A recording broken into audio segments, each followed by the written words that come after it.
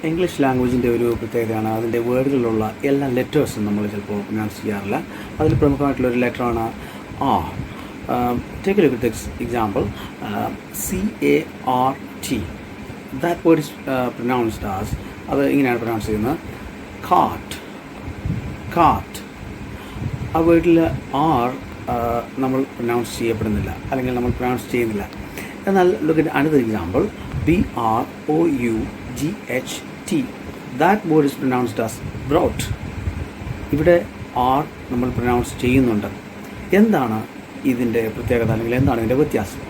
ഇവിടെ ആർ എന്ന് പറഞ്ഞിട്ടുള്ള ലെറ്ററിന് അല്ലെങ്കിൽ സൗണ്ടിന് ശേഷം വവൽ സൗണ്ടാണ് വരുന്നതെങ്കിൽ ആർ പ്രൊനൗൺസ് ചെയ്യും.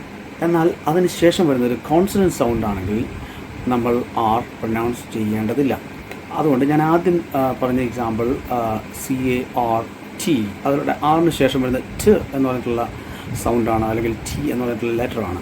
എന്നാൽ ഞാൻ പറഞ്ഞ രണ്ടാമത്തെ വേർഡിൽ ആറിന് ശേഷം വരുന്ന O എന്ന് പറഞ്ഞിട്ടുള്ള വവലാണ്, അല്ലെങ്കിൽ O എന്ന വവൽ സൗണ്ടാണ്.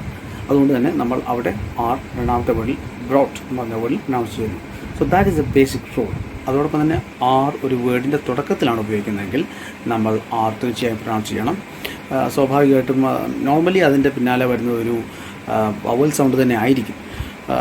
ബട്ട് ലെറ്റർ ചിലപ്പം വ്യത്യാസപ്പെട്ടിരിക്കാം, പക്ഷേ വവൽ സൗണ്ട് ആയിരിക്കും.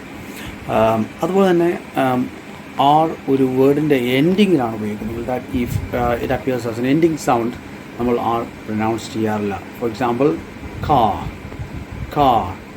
And another word for, FOR, for. എന്നാൽ look at another word ENVIRONMENT.